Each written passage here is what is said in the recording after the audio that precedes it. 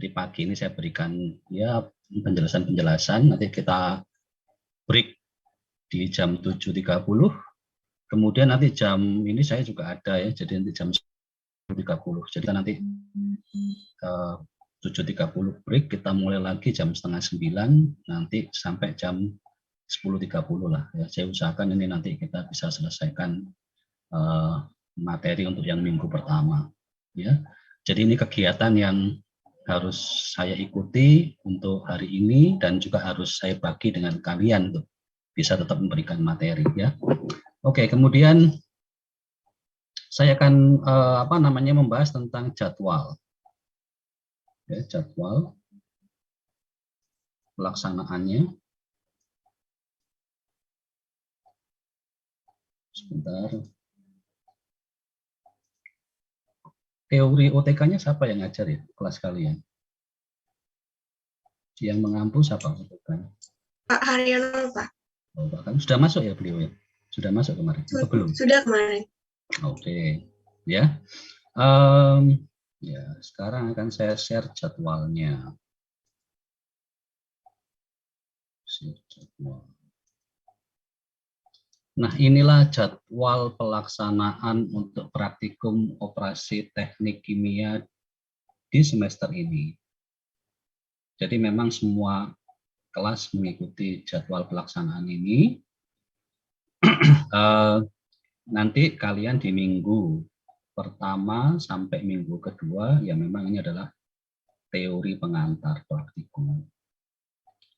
Kemudian, nah ini minggu ketiga sampai ke 6, bahkan nanti sampai ke 8 lah ya ini ya. Ini ada pengayaan materi. Nah, ini untuk mahasiswa yang absensinya, nomor absennya ganjil. Nah, jadi di sini yang nomor absen ganjil, maka kalian mulai minggu ketiga sampai minggu ke-8 itu ada di kampus. Dan untuk mahasiswa yang nomor absennya genap, gitu ya, mahasiswa nomor absennya genap di sini, itu akan praktek ya, di lab itu mulai minggu ke-9 ya, sampai minggu ke-12 dan dilanjutkan 13 dan 14. Ini untuk yang nomor absennya genap. Dan di sini nanti ada minggu ke-15 sampai 16, ini saya mentokkan sampai minggu 17 kalau mungkin ada waktu yang ada libur atau mungkin apa yang belum selesai, sehingga di dalam minggu ke-15 sampai ke-16 itu kalian nanti adalah presentasi atau ujian praktek. Ini tergantung kondisinya ya, jadi kalau kondisinya kita bisa tetap datang ke kampus ya kita bisa ujian praktek. Tapi kalau tidak bisa datang, maka kita lakukan ujian presentasi secara daring. Maka di sini saya tulis luring strip daring.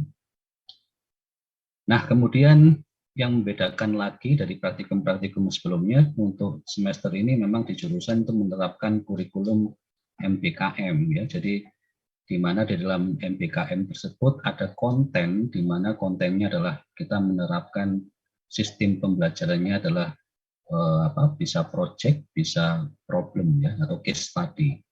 Jadi di dalam praktikum OTK nanti, pada saat pelaksanaan yang mahasiswa absensi ganjil praktikum, berarti kan mahasiswa yang genap ini kan di rumah gitu ya, enggak praktek. Maka yang mahasiswa genap ini nanti itu akan mengerjakan proyek atau studi kasus. Jadi tidak ada nanti yang di rumah atau yang sedang nggak praktek itu ya santai-santai gitu ya. Nah kemudian begitu juga sebaliknya, kalau pada saat nanti yang mahasiswa nomor absennya genap praktek, yang nomor absennya ganjil kan berarti tidak ngapa-ngapain ya. Mereka tetap bikin project.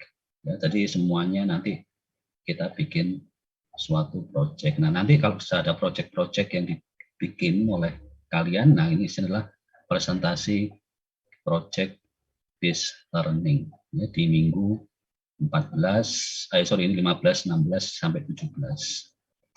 Nah, itu yang kita rancang untuk pelaksanaan praktikum OTK 2 di semester ini.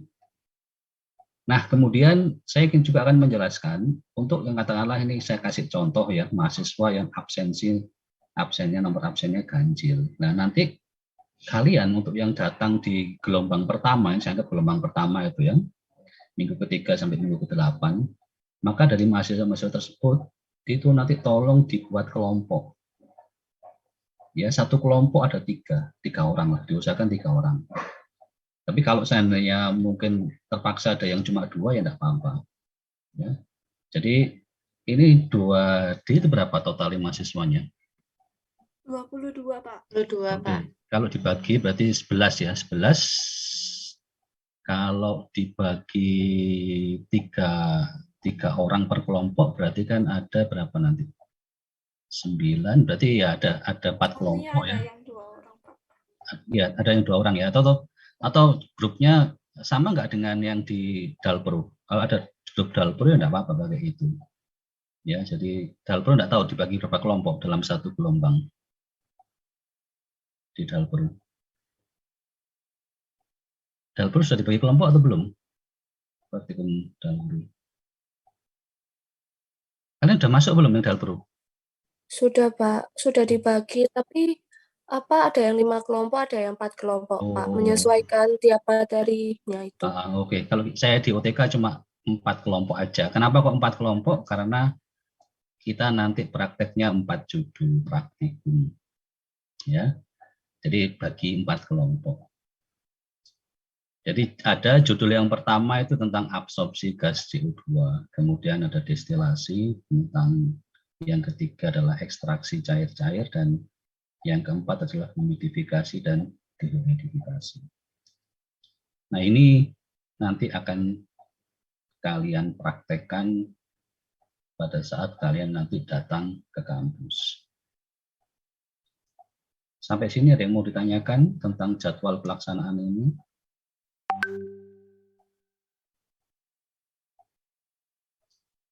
Ada yang belum paham atau belum jelas?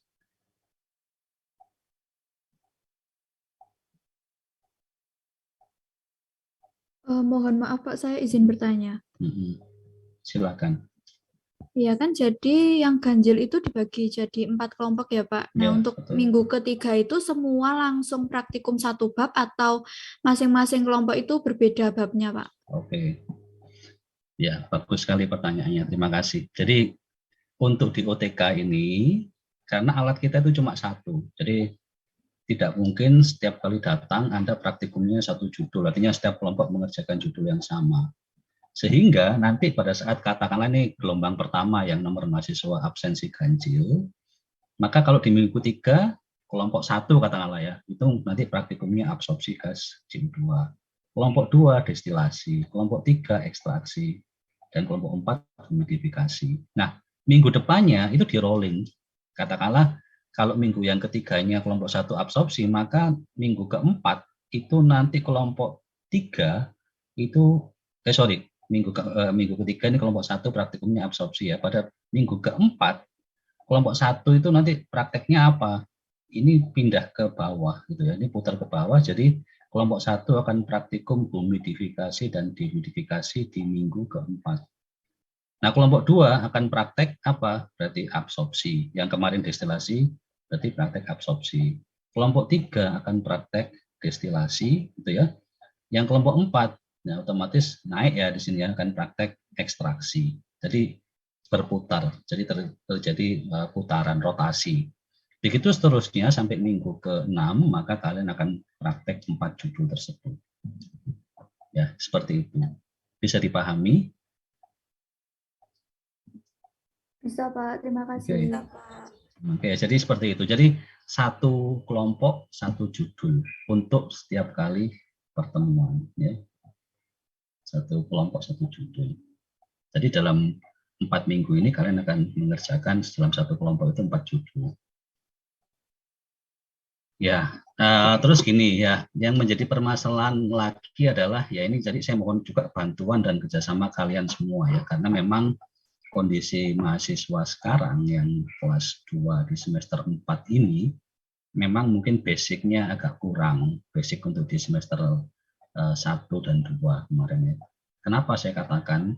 Harusnya kan kalian sudah ada praktikum kimia dasar, kimia organik. Nah, kalian kan kemarin full daring gitu ya.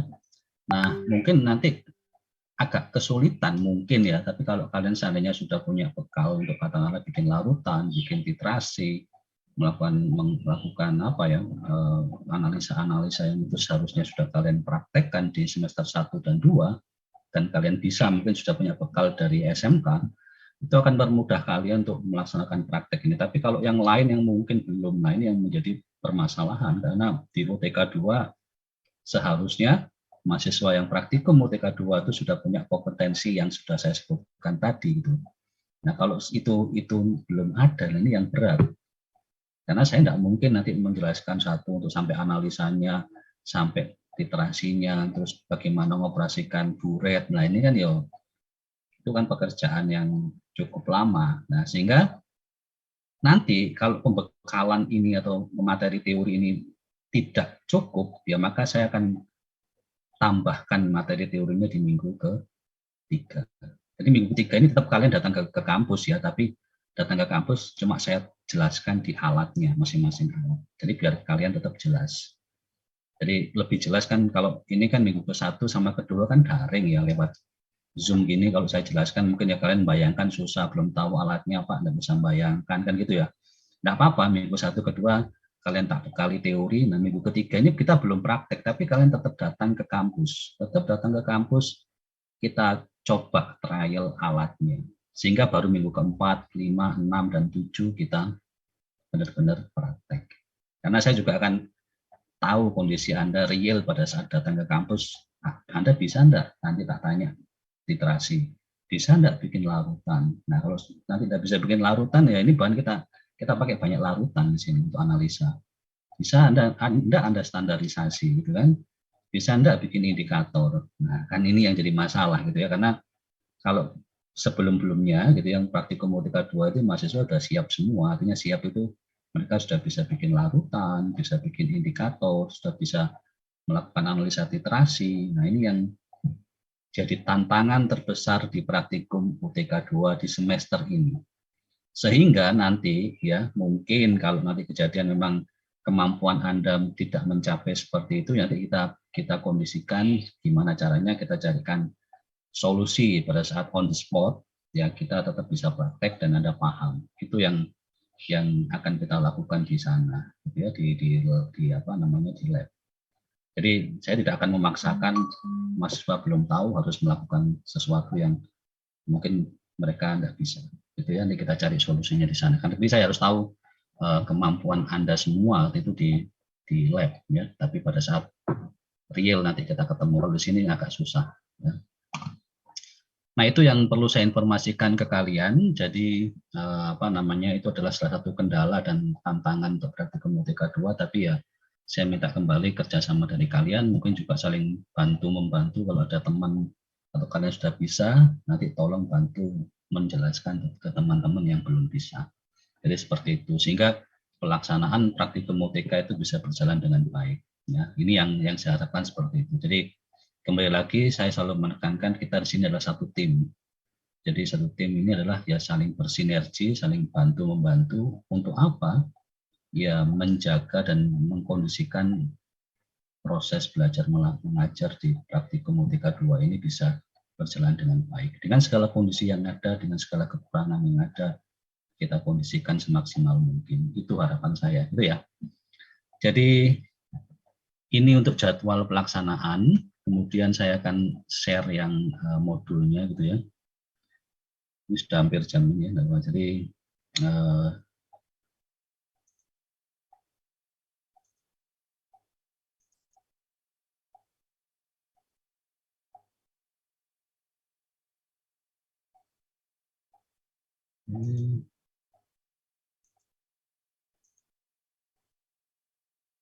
Oke, ini modul yang sudah saya kirimkan ke kalian. Nah, ini menjadi acuan bagaimana kalian nanti melaksanakan praktikum.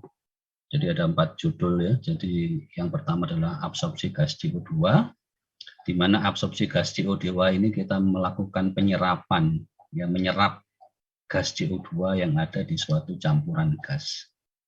Nyerapnya pakai apa? Pakai larutan NaOH. Jadi absorpsi itu sebenarnya ada dua, absorpsi fisik dan absorpsi kimia.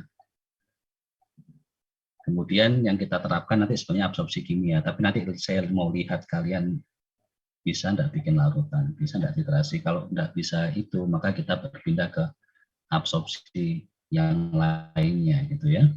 Tapi tetap menggunakan absorpsi gas CO2 tapi dengan cara kimia atau mungkin metode analisanya yang berbeda. Kemudian yang kedua adalah ekstraksi sistemnya kontinu atau di sini ekstraksi cair-cair ya. Artinya sistem kontinu itu ya kita ada aliran umpan masuk, ada aliran produk yang keluar. Nah, ekstraksinya itu adalah ekstraksi cair-cair. Jadi fasenya adalah fase cair. Kemudian destilasi ya, destilasi kontinu ini ya saya gambarkan atau saya ilustrasikan di sini ya, tetap ada umpan feed yang masuk. Kemudian juga produk yang keluar ya. Jadi kontinu itu identik dengan itu. Kemudian humidifikasi dan dehumidifikasi. Nah, ini yang judul keempat. Semuanya nanti bisa kalian pelajari dan kalian baca di sini dan ini menjadi acuan pada saat kita praktikum nanti ya. Sehingga saya minta nanti kalian habis ini coba pelajaran ini. Nanti kita ketemu lagi jam 9.30 gitu ya. Dan kalau bisa dibagi kelompoknya sekalian di sini ya. Jadi setelah jam 9.30 nanti saya dapat laporan kelompok-kelompoknya. Baik di gelombang pertama yang mahasiswa nomor absen ganjil dan gelombang kedua yang mahasiswa nomor absen genap gitu ya. Ini semuanya sudah ada di sini, bahan-bahannya, cara pengoperasiannya. Nah, sebenarnya saya juga ada videonya ya, jadi nanti kita mau lihat videonya boleh. Nah, ini alat kita untuk absorpsi seperti ini.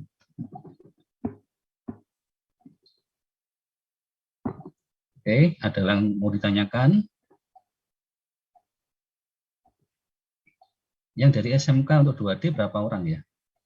Kelas kalian ini. Karena di SMK kadang-kadang sudah ada praktikum absorpsinya ada. Alatnya sama kadang-kadang. Terus, ada enggak dari SMK? Sobat, ada enggak dari kalian?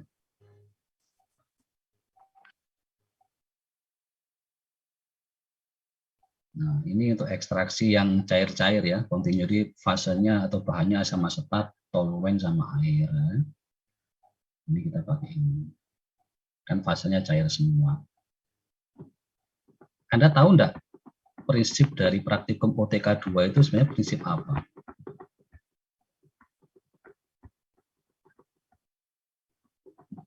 Prinsip dari proses destilasi, ekstraksi, absorpsi, itu prinsip apa? Humidifikasi dan dehumidifikasi itu prinsip apa?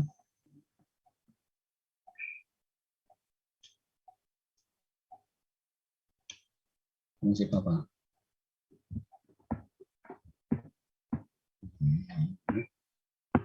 Ada proses absorpsi, ekstraksi apa? Kemarin sudah dijelaskan Pak Halim kan? Apa? Di dalam OTK 2 itu kalian belajar apa? Belajar apa? Nah.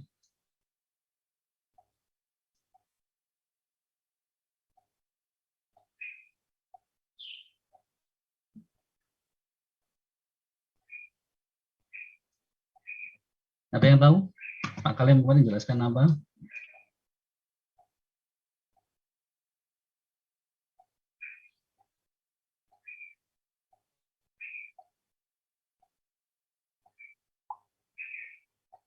Bapak kalian kemarin jelaskan apa ke kalian? Ayo. Dijelaskan apa sama Pak Halim?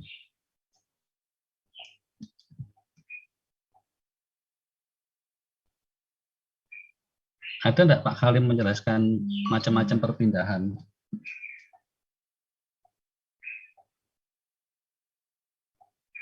Perpindahan apa? Perpindahan ada 3 jenis macam perpindahan di bidang teknik kimia atau bidang engineering apa? Ada perpindahan momentum, ada perpindahan massa, ada perpindahan panas. Nah, OTK 2 ini sebenarnya kalian berbicara atau mempelajari tentang perpindahan massa. Ya, transfer massa atau mass transfer. Nah, ini yang diterapkan atau diaplikasikan dalam proses absorpsi ekstraksi. Jadi ada massa yang berpindah.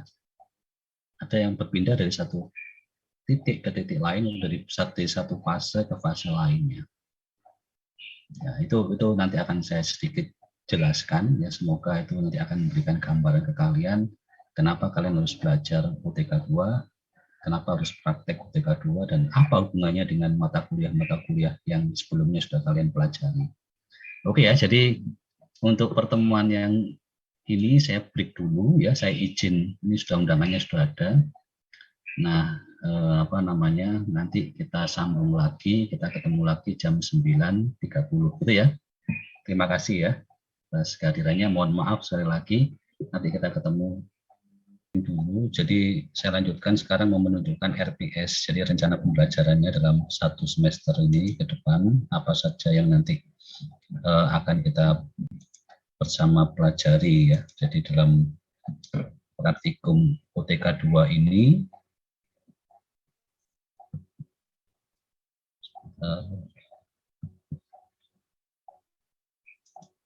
jadi ini RPS-nya ini sudah saya buat rencana untuk pembelajaran dan capaian pembelajaran apa saja yang bukan praktikum UTK 2 itu ya. Nah, jadi nantinya untuk capaian pembelajaran mata kuliah ini adalah yang pertama, nanti kalian akan mampu menganalisis gitu ya. Jadi menganalisis proses perpindahan massa. Nah, ini kata kuncinya ada di perpindahan massa. Khususnya yang diaplikasikan pada proses absorpsi, ya, absorpsi gas CO2, kemudian ekstraksi cair-cair, kemudian proses destilasi dan proses humidifikasi dan dehumidifikasi. Kemudian yang kedua adalah nanti kalian mampu menemukan kondisi operasi yang baik dalam proses perpindahan massa pada peralatan atau pada proses yang tadi saya sebutkan itu ya, ada 4. Dan yang ketiga adalah mampu menyimpulkan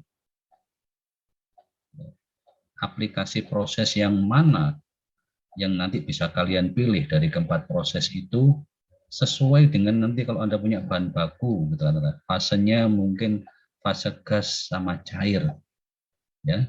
Kalau saya punya fase gas sama cair, saya mau misahkan gimana, atau saya mau menyerap suatu komponen di fase gas menggunakan cairan, saya harus pakai apa? Oh, berarti nanti kalau kondisinya seperti itu saya pakai absorpsi.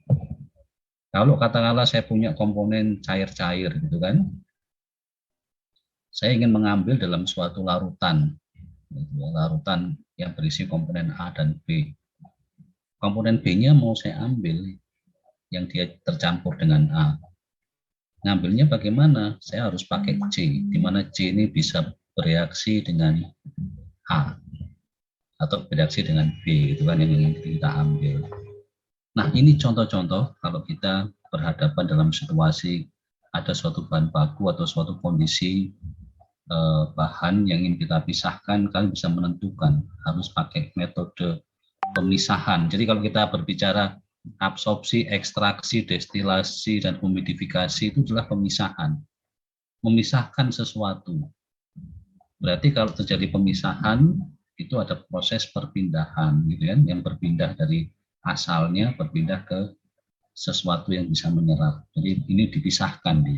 Jadi proses absorpsi, ekstraksi, kemudian destilasi, dan humidifikasi itu bisa dikatakan namanya separasi. Jadi separation proses pemisahan. Nah, jadi proses pemisahan yang menerapkan prinsip perpindahan massa. Nah, inilah secara garis besar yang nanti akan Anda dapatkan setelah nanti melakukan praktikum UTK 2. Sehingga suatu saat kalau kalian di industri, kalian bekerja, kan bisa memutuskan ya, menentukan proses mana yang harus yang harus bisa dilakukan ya. Nah kemudian untuk proses kajian ya, jadi kajiannya tentang apa saja gitu. Jadi nanti ada proses belajar tentang proses absorpsi secara kimia dan metode analisanya. Kemudian proses destilasi skala kecil dan juga metode analisanya destilasi. Jadi destilasi ya kita harus tahu ya. Jadi nanti di dalam produk kita yang dinamakan destilat itu berapa konsentrasinya. Kalau diabsorpsi juga sama, berapa jumlah komponen yang kita serap. Ya. Kemudian proses ekstraksi juga gitu, berapa yang bisa kita ekstrak. Atau biasanya istilahnya pakai rendemen gitu ya. Nah proses humidifikasi dan dehumidifikasi. Jadi kalau istilah humidifikasi dan dehumidifikasi, ini kita namanya humid ya. Jadi humid itu adalah kandungan uap air pada suatu gas atau udara. Jadi kalau humidifikasi kita menambahkan kandungan uap air di udara atau gas. Kalau D berarti kan kebalikannya, berarti mengurangi. Nah itu juga berarti ada proses perpindahan. Ya, bagaimana kita memindahkan atau menambahkan kalau humidifikasi uap air atau air di dalam gas. Kalau dehumidifikasi ya kita menyerap. Salah satu contohnya apa gitu ya, yang nanti akan saya jelaskan setelah ini gitu ya, untuk aplikasi proses perpindahan massa.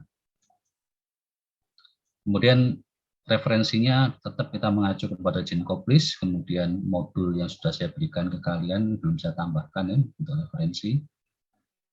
Dan ya seperti yang sudah tadi ada di jadwal minggu ke-1 sampai ke-2 kita berbicara tentang ya nanti ada aturan-aturan perkuliahan gitu ya. Bagaimana mekanisme pelaksanaannya gitu ya. Nah, terus kemudian ya nanti di minggu ketiga ya kita sudah mulai praktikum luring. Jadi kalian sudah datang ke laboratorium, datang ke kampus. Ya, di sini ada gelombang 1 dan gelombang 2 ya. Gelombang 2 nanti Anda kegiatan di rumah daring tapi tetap kita pantau. Jadi sehubungan dengan gelombang 1 dan gelombang 2 absensinya mungkin berpikir ya absensinya gimana Pak nanti absennya, tetap saya absen. Jadi untuk semester ini saya tidak akan pakai LMS lagi ya di SMS di absensinya kayak di semester kemarin kan pakai LMS, jadi banyak yang lupa Pak, saya lupa belum saya klik atau kan tinggal ngeklik aja sebenarnya, tapi yang namanya anak-anak ya banyak yang lupa, akhirnya oke lah untuk semester ini saya permudah tak absen langsung. Jadi baik yang datang ke kampus ya otomatis saya bisa langsung absensi yang di gelombang 1, nanti yang gelombang 2 yang nomor absen genap ya tetap nanti saya absen via nanti via Google Class atau apapun. Nanti saya bikinkan saya bikin perangkatnya gitu yang memang nanti memudahkan kita untuk melakukan pengecekan aktivitas kalian di rumah. Jadi kembali lagi yang harus kalian pahami bahwa yang tidak praktek, yang sedang tidak praktek ya pada saat gelombang tersebut ya gelombang 1 berarti ya dia tetap aktivitas di rumah dan mengerjakan proyek. Nah itu. Nah mumpung kita berbicara tentang pelaksanaan praktek berarti kan untuk praktek ada persyaratan untuk mengikuti praktek ya. Persyaratan pertama yang harus kalian nanti tunjukkan ke saya pada saat datang ke kampus, yang pertama adalah surat izin orang tua. Jadi semuanya harus ada surat izin orang tua. Nah terus gimana Pak surat izinnya? Ya, pada saat kalian praktikum Dalpro kan kalian sudah buat surat izin. Nanti itu kan dikumpulkan di Dalpro ya. Karena Dalpro itu kan kalau tidak salah di praktikum Dalpro mulainya di minggu kedua, sehingga ada minggu kedua yang gelombang 1 itu akan datang dan sudah bekerja di lab di minggu kedua, minggu depan berarti. Nah di situ kan pasti akan diminta segala persyaratan. Yang pertama surat izin orang tua, kemudian yang kedua adalah swab ya, swab antigen. Nah karena itu nanti dikumpulkan ke Dalpro, maka saya minta difotokopi. Jadi kalian tidak usah buat lagi, difotokopi, nanti kalian serahkan di minggu ketiga pada saat kalian datang, itu Anda serahkan fotokopiannya ke saya. Begitu juga untuk yang gelombang 2 yang nanti di minggu ke-8 atau minggu 9, itu juga ya. Jadi tolong difotokopi sehingga Anda tidak perlu swab antigen lagi, cukup 1 kali, dan surat izin orang tua juga tidak perlu buat lagi, tapi tunjukkan ke saya sebagai dosen pengampu bahwa kalian juga sudah dapat izin dan sudah tes antigen, itu fotokopinya saja. Tetapi yang pasti yang memang harus kalian tunjukkan lagi yang ketiga adalah karena di jurusan itu sudah ada QR code-nya untuk Peduli Lindungi, maka itu juga harus kalian scan dan kalian check in ya. Jadi harus ada check in-nya. Nanti tunjukkan ke saya itu. Nah, itu juga syarat yang penting juga yang ketiga. Nah, itu aturan-aturan pada saat pelaksanaan praktikum luring di kampus untuk khususnya di praktikum OTK 2. Oke, sampai sini mungkin ada pertanyaan sehubungan informasi yang barusan saya sampaikan kepada kalian. Jadi ingat ya, nanti fotokopiannya diserahkan ke saya, fotokopian dari surat izin orang tua dan apa namanya antigen ya, swab antigennya. Dan seandainya mungkin ada kasus, Pak, saya tidak diizinkan orang tua, ya tidak apa-apa, kalian tidak harus datang ke kampus dan juga jangan dipaksakan. Dan yang terpenting juga pada saat kalian mungkin ya pada minggu tertentu atau pada hari tertentu merasakan sakit atau kurang enak badan, juga jangan sampai dipaksakan untuk datang ke kampus, karena hal tersebut akan merugikan banyak orang gitu ya, banyak pihak. Kalau sampai ya mungkin Anda sudah kena atau terpapar terus datang ke kampus, datang di lab lah semuanya nanti kena semua kan ya repot ya. Dan kalau sekalian pahami juga bahwa untuk minggu-minggu tersebut sudah ada mahasiswa kakak kelas kalian yang mulai tugas akhir ya dan skripsi yang di penelitian di kampus di lab. Nah, ini tolong kita jaga bersama, jadi jangan dipaksakan, jangan nanti hanya sekedar mengejar kepentingan pribadi untuk harus datang ke kampus, tapi nanti akhirnya lab kita di lockdown, tidak bisa dipakai, kan rugi semua gitu ya. Jadi itu tolong dengan sangat diperhatikan hal tersebut. Oke, jadi ya secara garis besar pelaksanaannya seperti ini ya. Jadi saya tidak akan jelaskan terlalu panjang lebar untuk RPS ya. Nanti kita langsungkan di minggu ke-1 sampai ke-9 atau 8 ya, yang untuk gelombang 1 mahasiswa nomor absen ganjil, dan selanjutnya adalah yang mahasiswa nomor absen genap.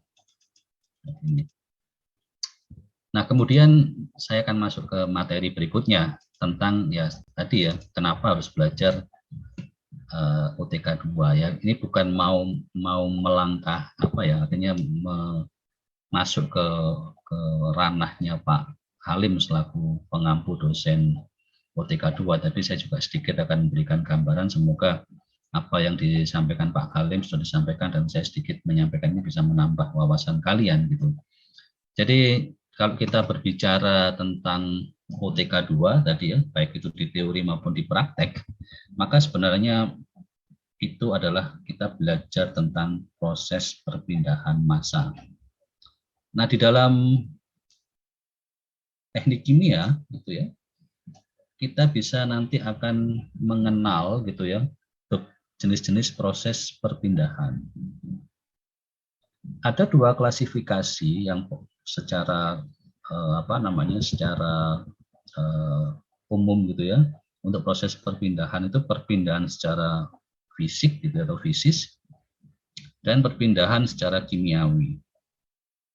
Ini ada 2 klasifikasi. Nah, untuk yang fisik gitu ya, untuk yang fisik itu ada 3. Ya, di kategorikan ada 3 lagi. Jadi untuk yang fisik itu ada perpindahan momentum atau transfer momentum. Kemudian sebentar selesai.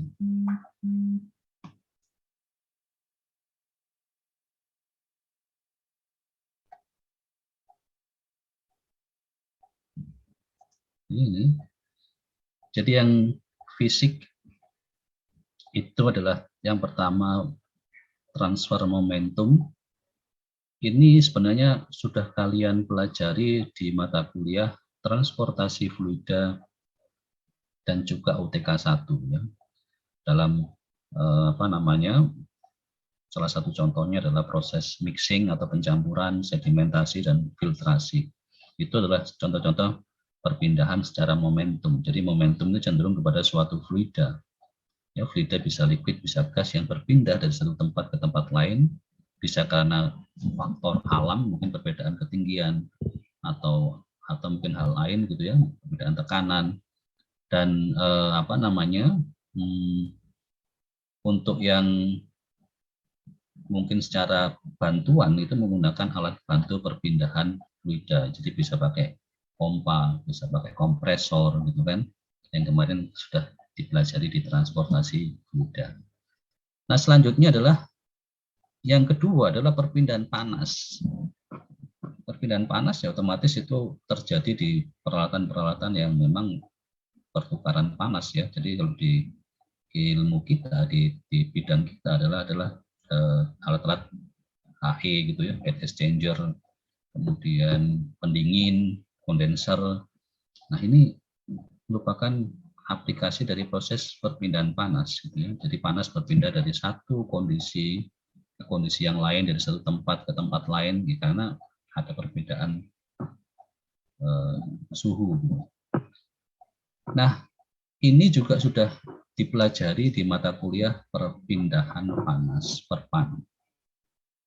Ya, jadi sudah ada 3 mata kuliah di momentum itu sebenarnya di kemarin kan, semester kemarin transportasi fluida dan UTK 1.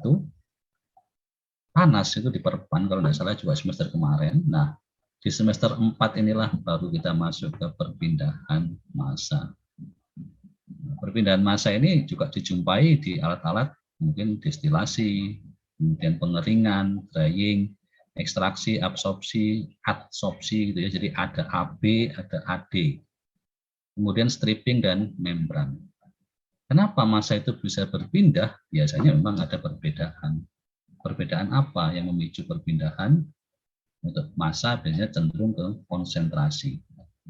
Ya, konsentrasi yang berbeda sehingga itu massa akan berbeda. Nah, itulah 3 proses perpindahan yang kalian pelajari dan akan kalian kuasai di semester 3 dan 4 dan juga 5 nanti ya. 5 itu nanti ada UTK 3 dan praktikumnya adalah bukan praktikum UTK 3 tapi praktikum pilot plant.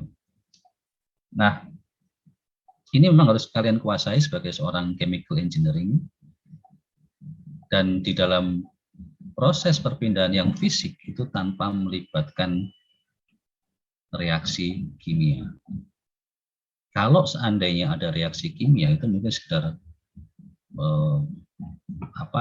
tambahan ya, proses tambahan, atau mungkin dia mensupport supaya proses perpindahan massanya itu jadi lebih besar. Itu kalau ada reaksinya. Jadi dia bukan yang utama, tetapi dia hanya tambahan ya, atau mungkin sebagai penunjang untuk proses fisiknya biar lebih bagus.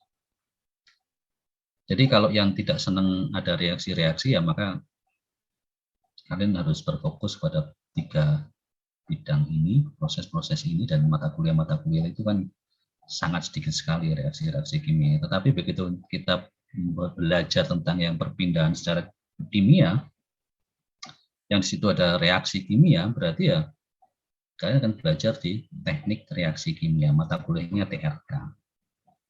Nah, jadi dari situ sudah kelihatan kenapa kok kalian belajar UTK 1, belajar transportasi fluida, belajar perpindahan panas, ya, perpan, belajar UTK 2, belajar TRK, teknik reaksi kimia 1 dan 2, itu nanti ada ya TRK 1 dan 2, termasuk UTK kan berkelanjutan ya, UTK 1, UTK 2, UTK 3. Jadi ini merupakan hal yang paling mendasar yang memang itu akan kalian temukan di proses-proses yang ada di industri, termasuk nanti ya di proses destilasi, banyak industri sudah pakai itu ya. Ekstraksi, absorpsi itu adalah proses-proses yang memang diterapkan di chemical engineering. Oke, nah kemudian saya lanjutkan lagi ya. Jadi secara tidak sadar atau mungkin juga kalian sudah tahu gitu ya, dan sudah sadar bahwa proses perpindahan massa itu sebenarnya juga terjadi di sekitar kita ya, di dalam kehidupan kita sehari-hari. Perpindahan massa itu juga biasanya disebut dengan istilah difusi. Jadi kalian jangan nanti bingung ya, kok ada istilah difusi, ada istilah perpindahan massa gitu ya, sebentar. Jadi sebenarnya kalau kita berbicara perpindahan massa,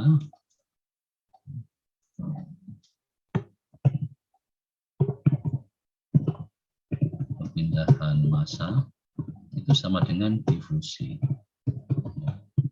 Jadi massa itu berpindah secara difusi ya. Jadi kalau kita sudah nanti mengatakan istilah difusi, ini yang berpindah itu suatu molekul. Jadi jangan bayangkan Anda punya gula gitu ya, 10 kg berpindah nanti sejumlah 10 kg, tidak, tetapi perpindahannya secara molekuler. Jadi kalau sudah molekuler itu ya memang skalanya kecil sekali. Ya memang nanti lama-lama 10 kg itu akan habis, tapi tidak langsung semua 10 kg berpindah dari suatu tempat ke tempat lain. Nah itu tidak seperti itu ya, jadi bertahap gitu ya. Makanya contohnya adalah seperti ini, larutnya kristal gula ke dalam air. Kalau Anda menurunkan gula dalam air kan ya tidak langsung tiba-tiba gula kalau Anda masukkan 1 sendok semuanya larut, tapi harus kalian aduk atau nunggu beberapa waktu untuk bisa larut semuanya. Itu terdifusi secara molekuler. Jadi partikel-partikel atau kristal gula itu terdifusi ke larutan air gitu ya, ke air itu bertahap molekuler. Jadi yang sangat kecil sekali, termasuk larutnya kopi ke dalam air ya. Nah ini atau mungkin bikin teh dan lain-lain itu butuh waktu. Itu proses difusi. Nah kemudian ya penyerapan ya, jadi terjerapnya itu kita menyerap atau bisa juga mengadsorb ya, jadi sama dengan mengadsorb. Jadi AD zat beracun ke dalam arang. Di sini arang itu tidak arang sembarangan ya, atau arang-arang yang Anda buat bikin barbecue atau bikin sate, itu bukan itu, tapi di sini adalah arang aktif yang memang sudah diaktifasi dengan treatment tertentu ya, sehingga dia bisa menyerap zat-zat yang memang tidak diinginkan ya. Jadi dikondisikan arangnya menjadi arang aktif. Kemudian larutnya oksigen ke dalam tubuh. Nah, oksigen ke dalam tubuh itu dari pernapasan kita, paru-paru, kemudian itu terjadi difusi sehingga bisa ya ada di metabolisme tubuh kita. Begitu juga pada saat proses fermentasi. Kemudian nutrisi dan oksigennya itu juga terlarut ke dalam larutan, kemudian mendifusi ke mikroorganisme. Makanya mikroorganisme itu bisa hidup karena terjadi proses difusi nutrisi dan oksigen. Nah ini dan lain-lain ya, jadi ini pengambilan uranium dari batuan dengan cara ekstraksi. Jadi kalau kita mau mengambil suatu zat atau suatu komponen unsur tertentu dalam suatu batuan yang komposisinya begitu banyak, unsur-unsur pembentuknya, kita ambil salah satunya itu pakai ekstraksi. Kemudian penghilangan logam berbahaya, biasanya di sini adalah di dalam limbah-limbah ya, limbah cair itu bisa kalau tergantung industrinya. Kalau industrinya industri apa namanya? Industri ini krom gitu ya, yang untuk ngekrom ya, jadi industri apa itu istilahnya? Lupa saya namanya. Jadi yang untuk ngekrom, jadi ngekrom suatu logam atau apapun itu biasanya kalau dia dibuang limbahnya itu mengandung ya nikel, kemudian ada Pb-nya, itu kan bahaya ini. Atau mungkin dari logam-logam yang lain ya, proses yang lain menghasilkan logam-logam berbahaya. Nah itu bisa kita hilangkan dan itu merupakan salah satu fokus penelitian saya ya. Jadi mulai beberapa tahun yang lalu kan saya fokusnya untuk di absorben, bagaimana saya buat absorben, suatu absorben bahan penyerap dari bahan apapun yang bisa digunakan dan kita olah, kita treatment sehingga dia bisa menghilangkan komponen-komponen berbahaya di dalam suatu limbah. Nah itu, ini adalah seperti itu.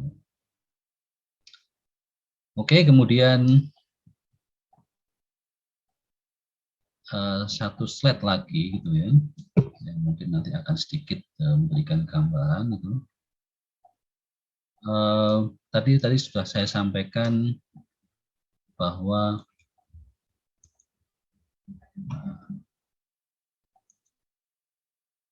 kalau tadi sudah saya informasikan bahwa panas itu ada perpindahan panas, momentum itu bisa berpindah, kemudian massa juga berpindah karena mungkin ada suatu perbedaan, gitu ya.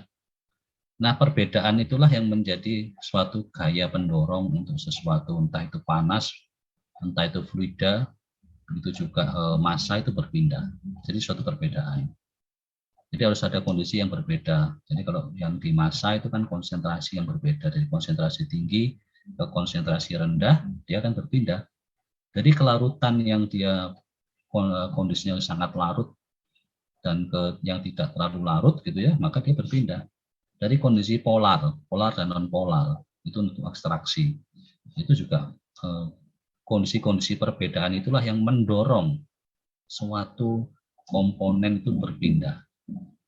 Jadi harus ada gaya pendorong. Gaya pendorongnya apa? Yaitu tadi, suatu perbedaan-perbedaan tadi. Jadi kalau tidak ada perbedaan itu, maka di alam ini secara natural sesuatu massa, panas, dan apapun, dia tidak akan mau berpindah. Jadi harus ada yang men-trigger. Harus ada yang mau memicu. Yang memicu apa? Ya dibuatlah kondisi yang berbeda, maka dia akan berpindah. Tanpa ada itu ya pasti dia diam aja, tidak mau berpindah. Anda mau memisahkan etanol atau alkohol gitu ya dan air, Anda murnikan.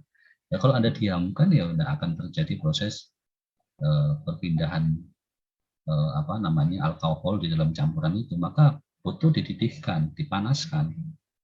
Karena pada saat destilasi itu ya, jadi di dalam pemanasan campuran alkohol dan air, biasanya titik didih alkohol, bukan biasanya dan pasti ya titik didih alkohol itu di bawah titik didih air, maka otomatis alkohol akan mendidih dahulu, kemudian dia akan ya, menjadi vapor, uap, dan kalau kita kondensasi, kita dinginkan gitu, maka akan menjadi alkohol lagi. Nah, itulah menjadi produk yang mungkin nanti kandungan airnya lebih sedikit daripada yang di bahan baku tadi. Sehingga nanti di produknya yang namanya destilat, konsentrasi alkoholnya semakin tinggi. Karena apa?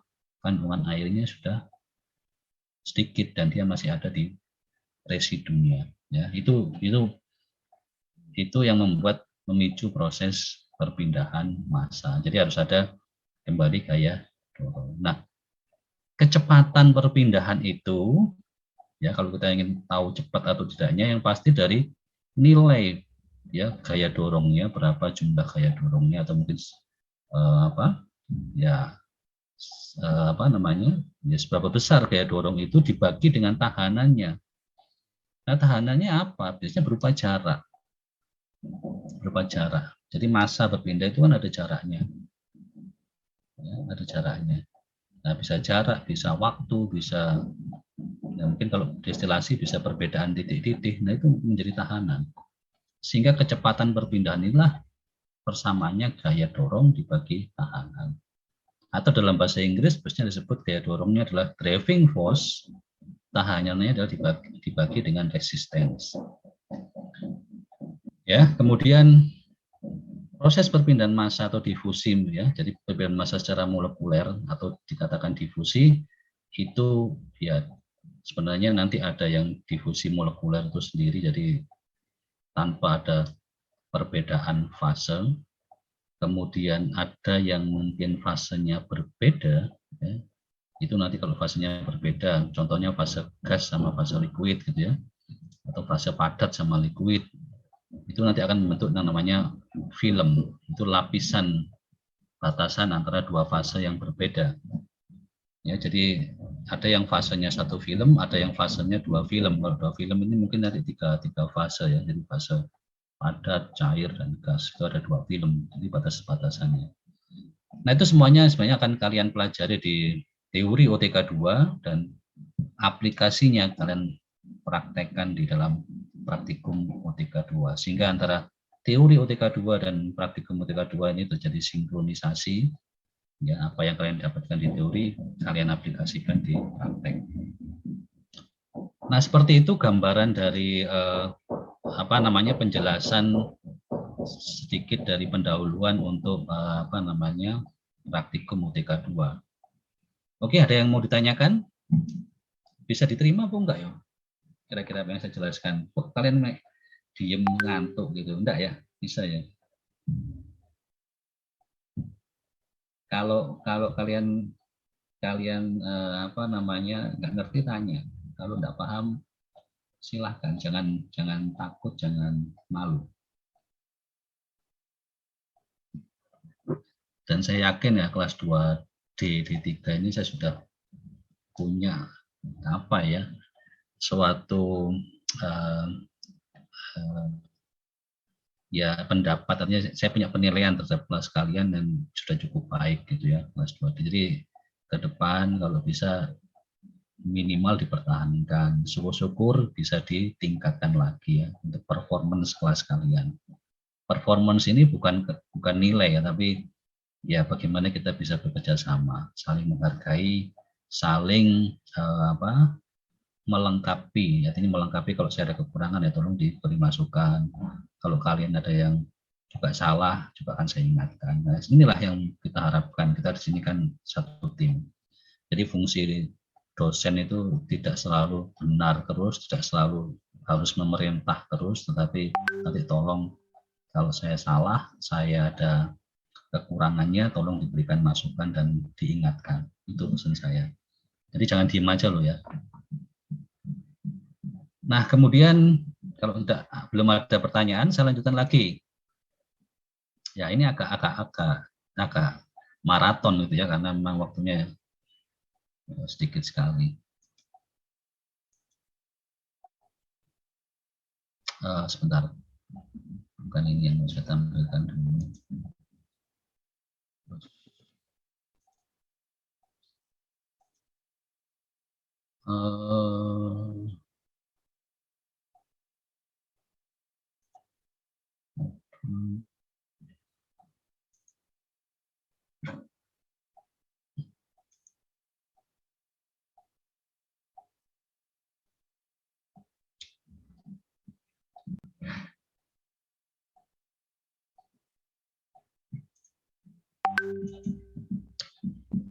Oke, kita mulai, saya pertunjukkan di modul ya, modul kita. Oke, sorry.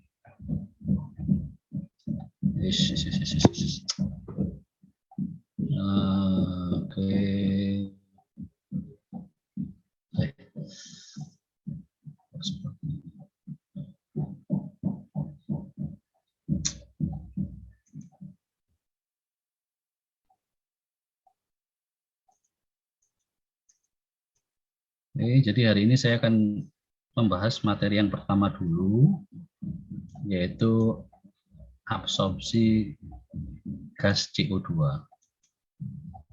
dalam larutan NaOH atau larutan natrium karbonat ya. Jadi yang dimaksud dalam di dalam judul praktikum ini, jadi kalian nanti seakan-akan gitu ya, jadi ini adalah suatu artificial atau buatan. Jadi kita itu akan menyerap gas CO2 yang ada di suatu campuran gas. Jadi ada suatu gas, ya itu campuran gasnya itu adalah udara sama CO2. Jadi bayangkan kalian tuh punya gas buang. Ya, kalian punya gas buang, entah itu pembuangan dari knalpot sepeda motor, entah dari suatu proses ya, dari alat atau mungkin dari pabrik itu pakai cerobong-cerobong kan. Nah, di dalam pembuangan gas itu mengandung gas CO2.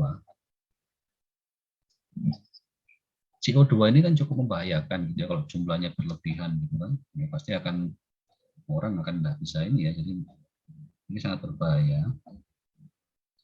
Nah, tugasnya adalah bagaimana kita menangkap atau menyerap CO2 yang ada di campuran gas tadi.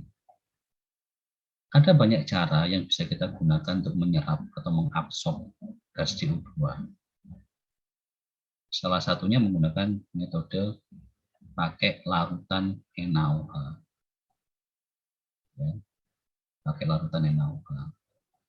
Tuh, kalau kalian tanya kenapa Pak kok pakai larutan NaOH, kok tidak pakai KOH, kok tidak pakai larutan yang lain gitu ya, mungkin natrium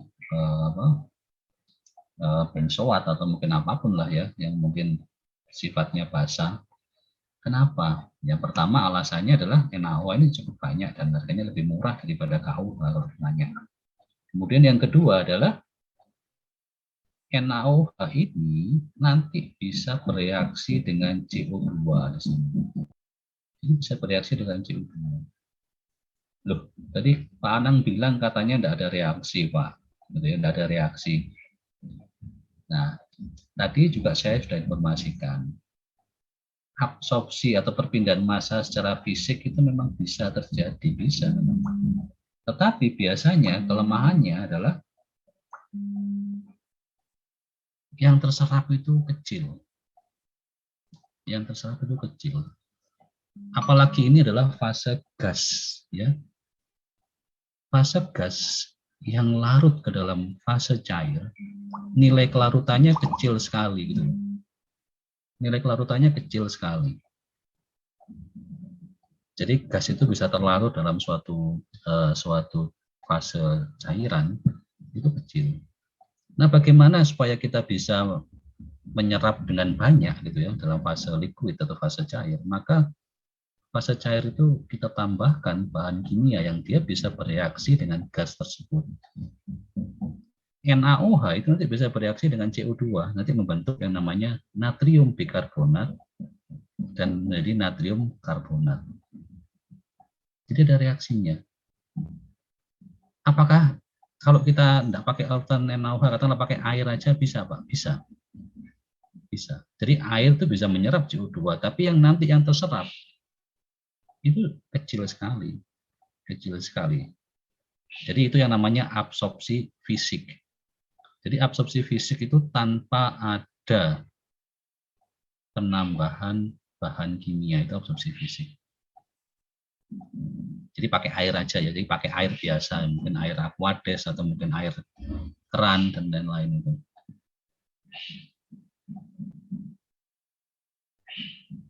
Itu bisa, tapi yang terserap nanti CO2-nya kecil, bahkan mungkin kita identifikasi sulit karena sedikit sekali. Makanya supaya mudah kita identifikasi, kita menggunakan metode absorpsi yang kedua adalah absorpsi kimia. Larutan yang untuk mengabsorb airnya itu kita tambahkan NaOH sehingga menjadi larutan NaOH. Sampai sini paham? Bisa dipahami?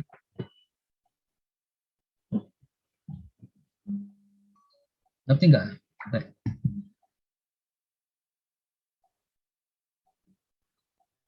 Ngerti enggak? Halo? Suara saya masih kedengaran? Insya Allah paham, Insya Pak. Allah masih paham, Pak. Beneran?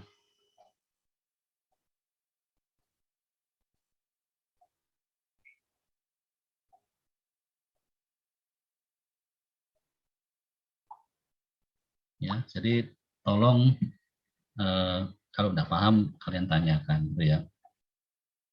Nah, yang berikutnya adalah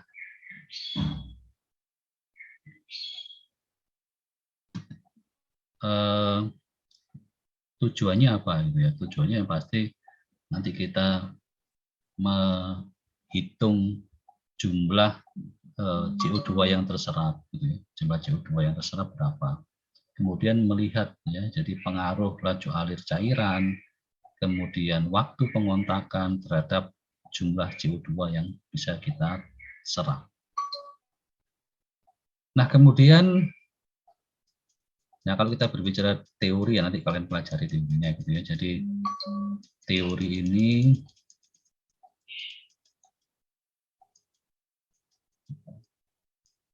nanti bisa kalian baca, tetapi saya di sini akan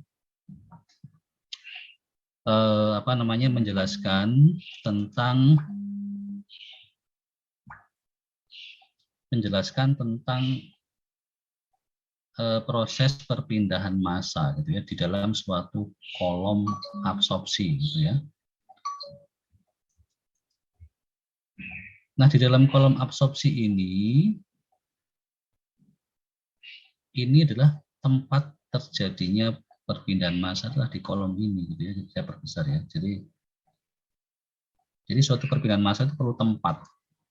Jadi kalian harus bisa nanti bagaimana terjadi kontak pertemuan antara fase gas yang akan kalian serap dengan larutan yang nauha yang akan kita gunakan sebagai penyerap, itu harus dikontakkan. Kalau tidak kontak, tidak ketemu, ya nggak bisa terjadi perpindahan massa gitu ya.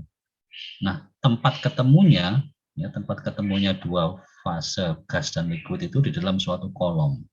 Kolom itu adalah suatu silinder yang didesain khusus, terus itu tempat ketemunya antara fase gas dan fase liquid. Ya. Biasanya untuk fase cair atau liquid masuknya dari bagian atas kolom, dia turun ke bawah, gas masuknya dari bagian bawah ke atas. Nah, ini kan alirannya berlawanan arah. Kalau berlawanan arah namanya aliran counter current. Ya, berlawanan arah, sehingga nanti ketemulah antara fase cair dan gas ini di dalam kolom ini. Ya, ketemu.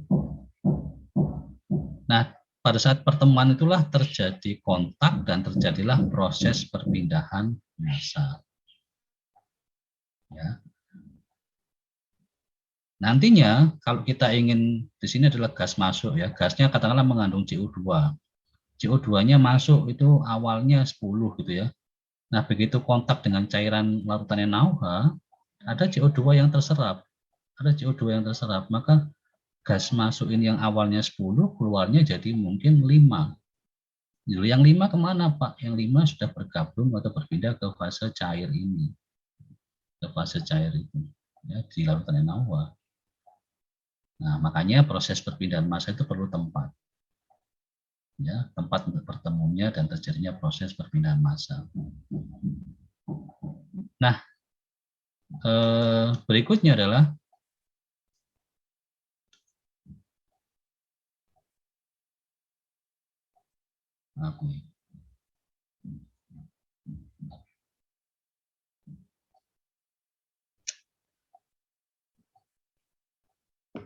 ini kok apa ya, laptop saya ini.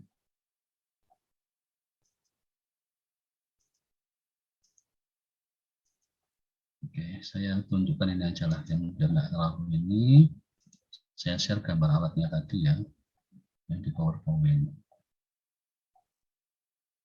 Dimanakah tadi? Sebentar.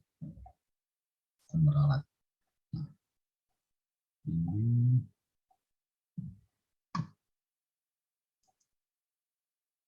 Saya share.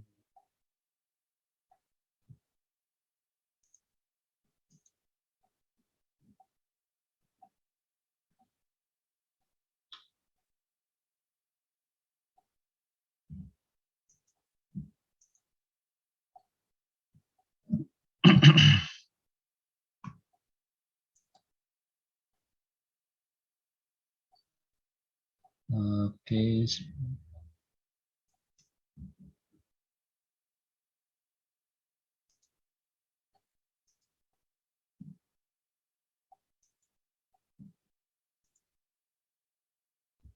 Ini lagi sebentar. Gambar alatnya, bentar ya.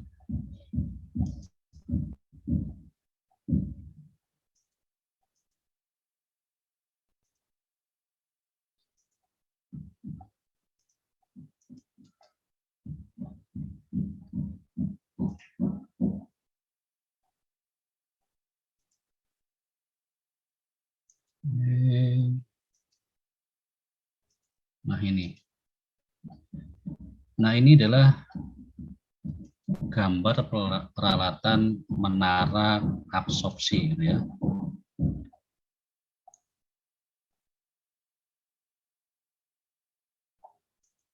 Nah ini. Yang saya namakan kolom atau menara di sini yang ini bentuknya silinder panjang di sini. Jadi kalau di gambar yang yang 3 dimensi yang ini kolomnya, kemudian kalau 2 dimensi yang ini, gitu ya. Nah, kalau kita perhatikan gitu ya, nanti saya akan perbesar gambar ini.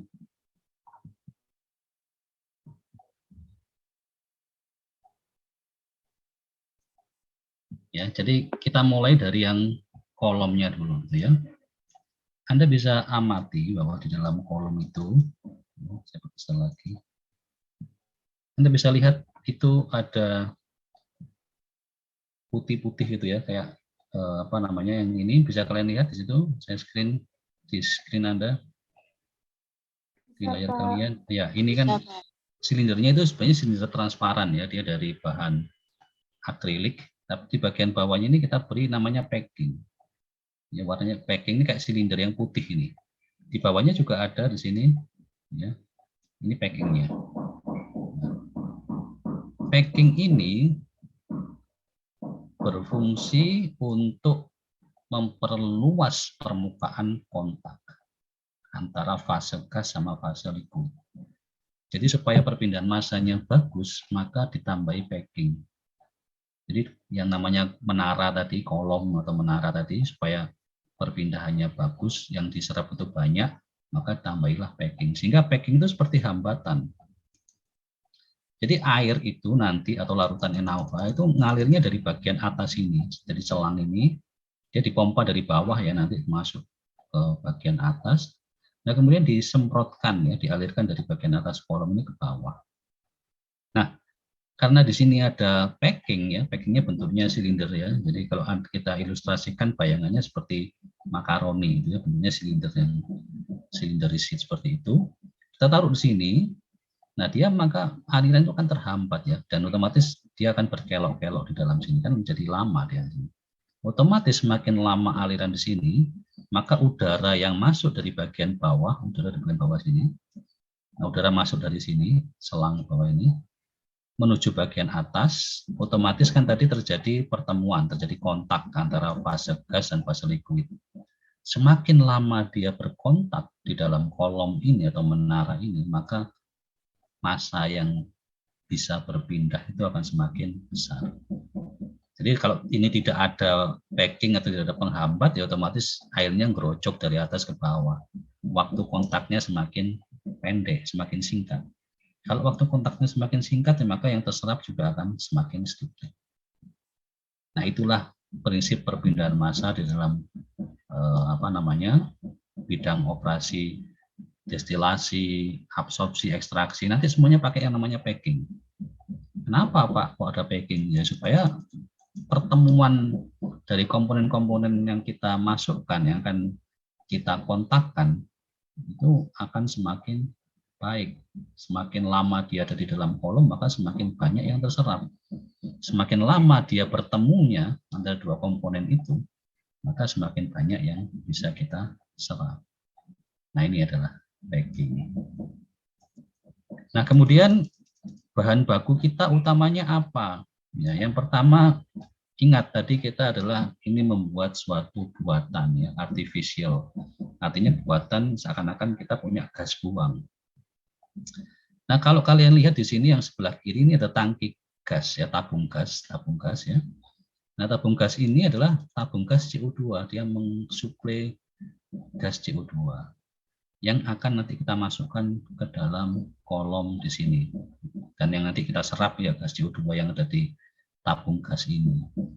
Cuma nanti masuknya, karena kita buat itu seakan-akan kondisi sebenarnya, maka gas CO2 itu harus dicampur dengan gas yang lain. Nah gas lainnya apa? Kita pakai udara. Jadi kita pakai campuran nanti udara dan CO2. Ya, jadi udara sama CO2 kita campur terlebih dahulu, baru masuk ke bagian bawah kolom ini. Ya, saya kasih tanda di sini nanti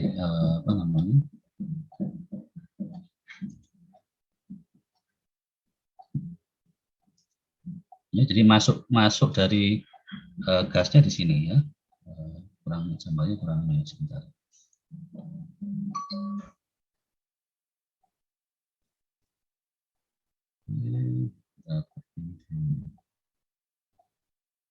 Ya di bagian mana ya? Di bagian ini kan warna ada persegi ini ya, warna merah ini. Ini tempat masuknya udara dan CO2. Kalau air yang tadi di atas ya. Jadi udara nanti kita alirkan dengan laju alir tertentu. Ngaturnya dari mana? Nah, ngatur udaranya di sini. Ini ada flow meter. Ya, jadi kita bisa atur tadi variabel kecepatan alir gasnya bisa kita atur. Kemudian ini udara ya, flow meter udara. Yang setengah ini ada flow meter juga. Ini untuk apa? Mengatur kecepatan CO2. Jadi CO2 yang masuk, komposisinya antara udara dan CO2 bisa kita atur. Ya, sehingga masuk ke sini, bagian bawah kolom, itu sudah dalam kondisi setting campuran dengan komposisi tertentu. Cara ngaturnya gimana?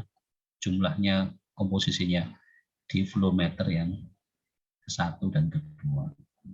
Sedangkan flow meter yang ketiga ini untuk mengalirkan atau mengatur laju alir dari larutan NaOH.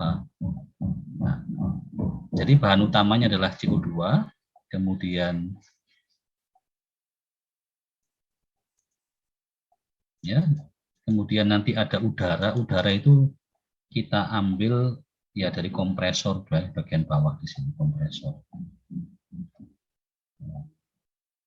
Jadi kalau saya perlihatkan gambar secara, nah ini ya di sini.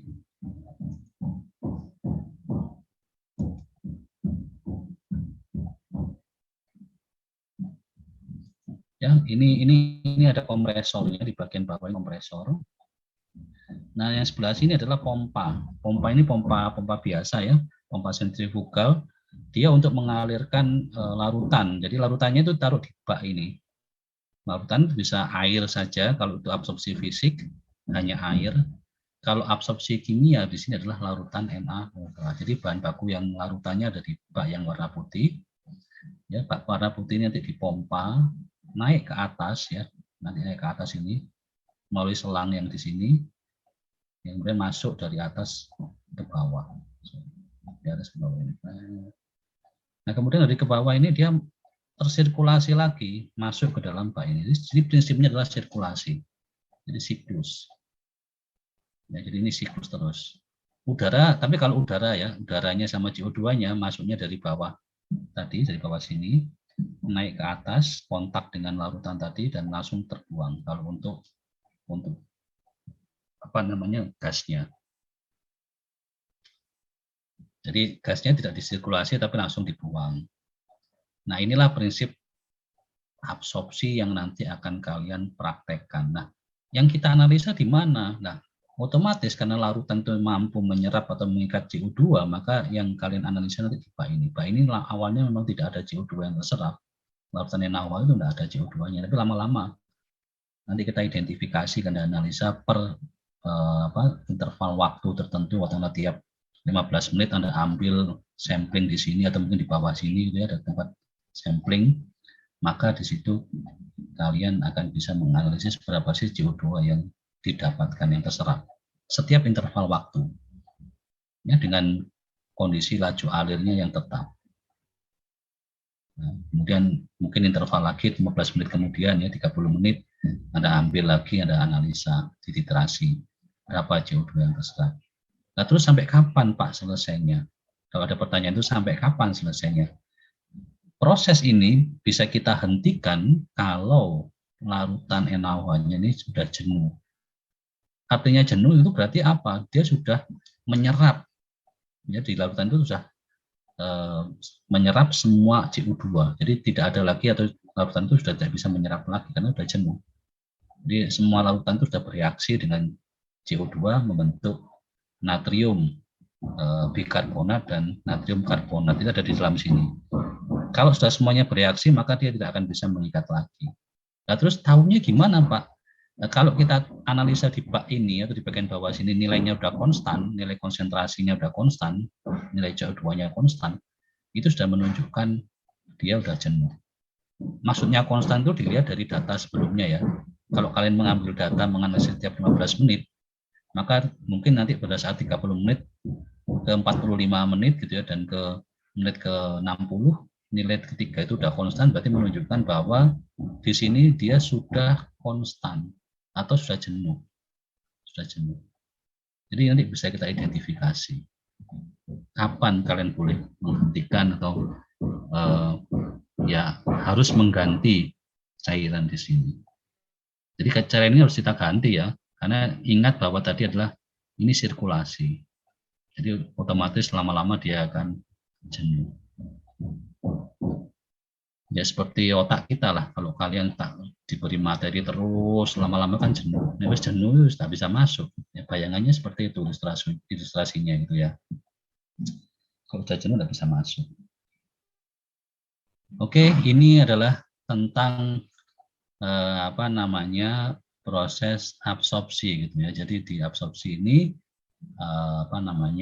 ya kalian nanti akan belajar bagaimana kita menyerap gas CO2 dan menganalisis gas CO2 yang terserap jumlahnya berapa sampai diketahui larutannya ini jenuh.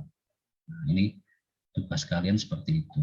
Nah, sebenarnya untuk mengetahui CO2 itu ada banyak cara menganalisisnya. Ada yang pakai titrasi, ada yang pakai metode yang di ini ya, yang saya perbesar di sini. Sebentar.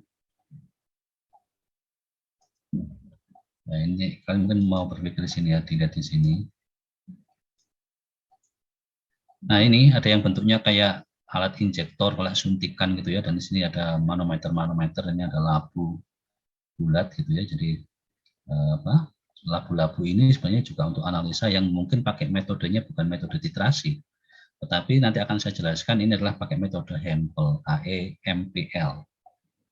Hempel ini adalah yang dianalisa bukan di dalam, kalau tadi yang pada saat titrasi menggunakan larutan ini yang dianalisa kan di sini, kita ambil sampling di sini dan juga di sini. Nah, kalau untuk Hempel yang di sampling itu gas keluarnya, gas keluar dan gas masuknya.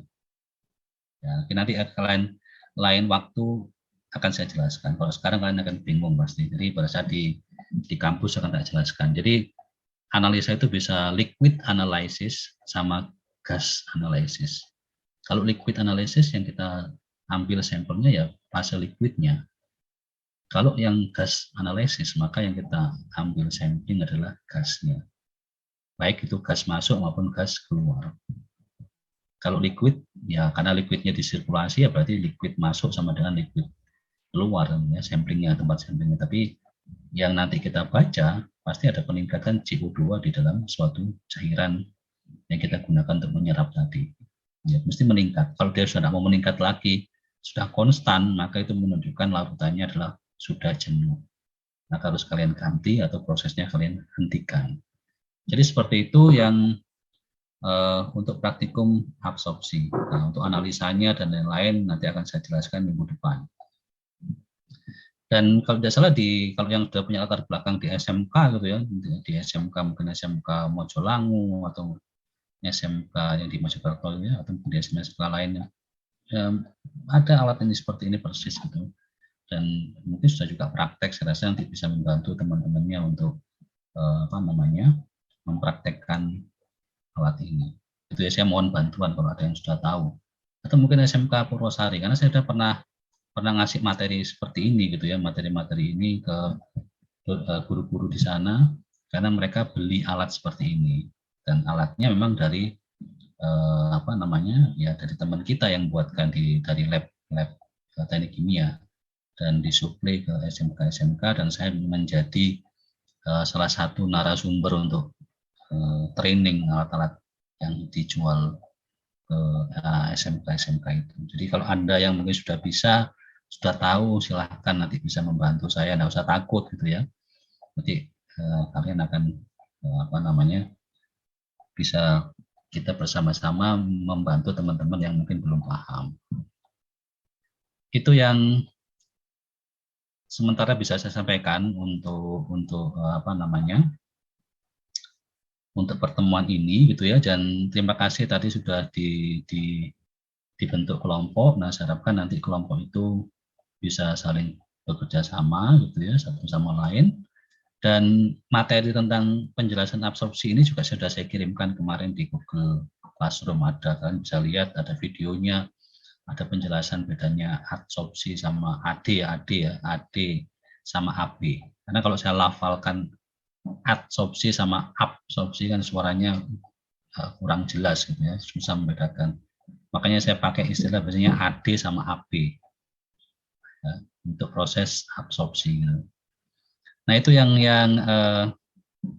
bisa saya sampaikan untuk hari ini, dan nanti kita ketemu lagi minggu depan, dan minggu ketiga insya Allah ya kita tetap datang ke kampus, tapi nanti akan saya jelaskan real ngadep peralatannya. Video sebenarnya ada videonya, tapi kembali lagi kalau kalian belum lihat alatnya secara langsung pasti juga akan bingung bayangkannya opo gitu kan. Penting kalau langsung lihat saya jelaskan di depan alatnya, kita demo alat di situ, kalian nyoba, insya Allah nanti akan lebih paham gitu ya, dan lebih ngerti. Nah itu makanya keunggulan dari kuliah luring itu enaknya gitu, tatap muka, tahu mahasiswa paham atau tidak, tahu mereka ngerti atau tidak, itu langsung kelihatan. Kalau segini susah. Saya pun mantau kalian untuk kalian paham apa yang saya jelaskan juga ya repot gitu ya, nggak bisa saya langsung amati mereka paham atau tidak. Kalian paham. Nah ini nanti tolong dipelajari lagi, minggu depan kita diskusikan untuk materi ini. Saya harapkan setiap kelompok bisa paham apa yang sudah saya jelaskan dan materi yang sudah saya berikan. Coba minggu depan kita diskusikan ini, dan saya akan jelaskan materi-materi yang lain, sehingga minggu depan ya kita full, ya harus dipersiapkan full mulai jam 7. Semoga tidak ada kegiatan lain ya, karena minggu depan kelihatan juga ada proposal, seminar proposalnya anak S1 ya, D4 ya. Semoga tidak ganggu lagi. Kalau keganggu lagi ya nanti kita cari waktu lainnya supaya kalian materinya bisa tersampaikan semuanya. Oke, itu yang bisa saya sampaikan untuk hari ini. Mungkin ada lagi yang mau kalian tanyakan tentang materi dan pelaksanaan praktikum Mutika 2, silahkan.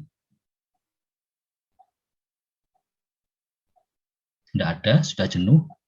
Ya istilah jenuh kan saturated gitu ya. Biasanya anak kimia pakai jargonnya itu, kalau nggak salah dulu. Saya pernah lihat pas kegiatan AMTK, ada acara apa itu istilahnya saturated. Ya itulah, jenuh itu saturated. Jadi saturated itu sudah mentok otaknya, udah nggak bisa terima apa-apa, dan larutan itu juga nggak bisa berfungsi sebagaimana mestinya. Ya, jadi kalau kalian sudah saturated ya jangan bilang ke saya Pak kita break dulu gitu ya, jangan dipaksakan. Waduh ngomong banyak gini, ternyata kalian tidak paham kan ya eman, dan saya juga ya percuma gitu kalau harus menjelaskan ke kalian masih belum paham gitu ya. Jadi tolong nanti juga kalau sudah jenuh, sudah tidak mood ya sampaikan ke saya, tidak masalah. Oke, baik, jadi itu dulu dari saya untuk hari ini. Sekali lagi terima kasih atas kehadiran kalian, partisipasinya. Kemudian mohon maaf kalau ada kesalahan kata-kata maupun sikap dan lain-lainnya. Nanti kita ketemu lagi ya minggu depan, dan dipersiapkan segala kondisi untuk praktikum. Nah, saya lupa ini ya, karena untuk praktikum humidifikasi dan dehumidifikasi itu ada di lab pellet plant. Nanti maka tolong Anda siapkan